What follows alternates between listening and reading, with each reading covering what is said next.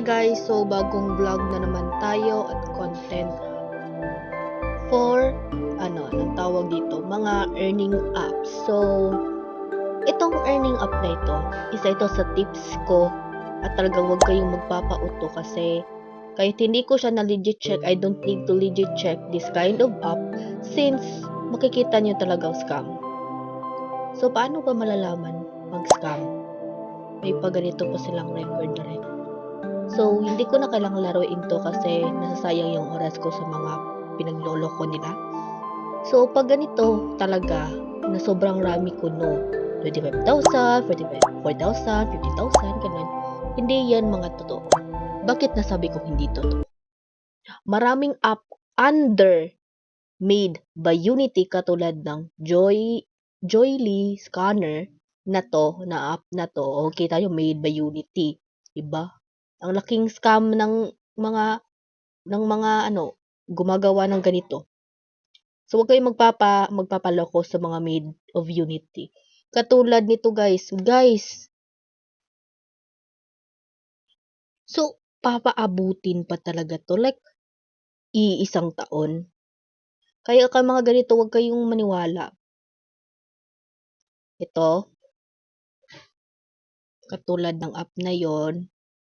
Huwag kayong maniwala sa Joy Scanner. Huwag kayong mag-install ng word Rumbles kasi Rumbles. Basta isa-screenshot ko naman yung mga screenshot ko siya.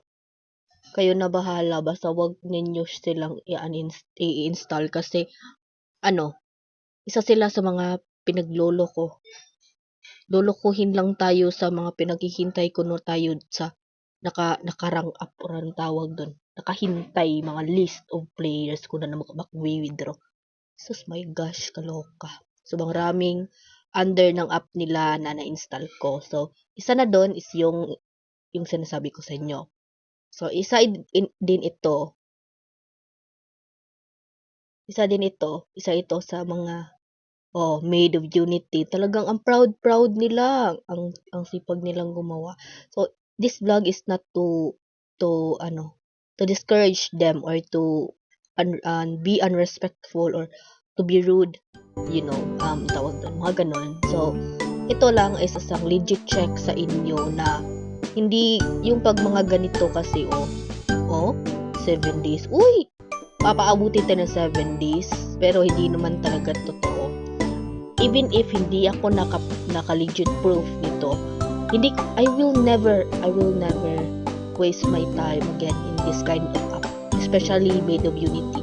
Since my friend ako na maraming nag-recommend sa akin, nagsasabi sa akin, "Uy, huwag ka mag-install mga made of Unity apps or earning apps kasi hindi naman talaga sila legit."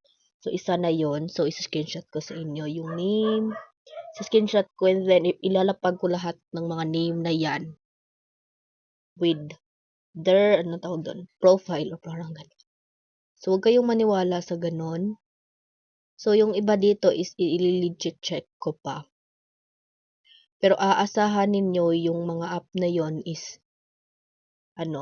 yung mga app na yon is katulad nito, isa na to.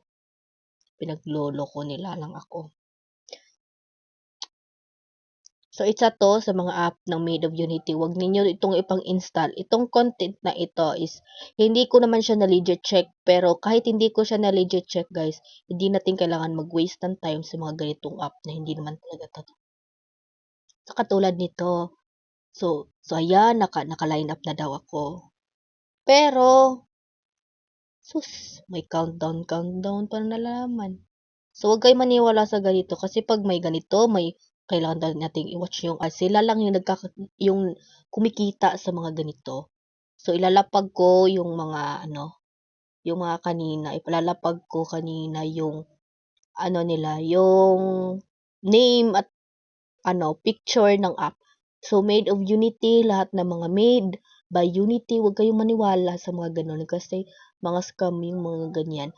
Even if hindi ko siya na legit check, huwag niyo lang sayangin yung oras niyo sa mga ganon. Yung mga, so, ito yung masasabi ko sa inyo, guys.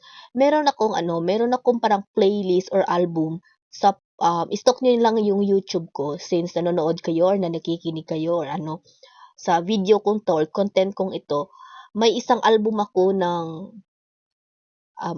unboxing, may isang album ako ng mga ganito, mga na-legit check ko. So, may mga ganito akong content na may mga album ako sa legit check. So, doon kayo mag-stock sa legit check album at yun ang mga i-install niyo since katulad nito, isa ito sa mga legit na app. So, hindi ko na lang siya ipahahaba yung ating video for today's night. Pero, I hope wag kayong magpautos sa mga Made of Unity.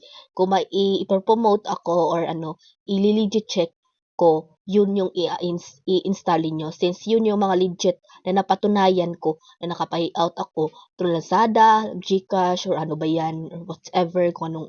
Pero PayPal, hindi pa ako nakapa-legit check ng hindi pa ako naka-legit check ng PayPal since on process pa yung mga gaming ko dun sa mga apps na yun. At kung hindi naman sila legit, of course, ilalapag ko sila lahat. Pero, pero hindi hangganan, hindi, hindi yung pagiging content creator ko about sa earning apps is hindi po siya tatagal since after pag na legit check ko tong mga app na to, isitigil na ako for the meantime. Since I'm still a student, I need to focus on school. So, again, ilalapag ko yung mga names at pictures ng mga scam apps under Unity. So, thank you for watching.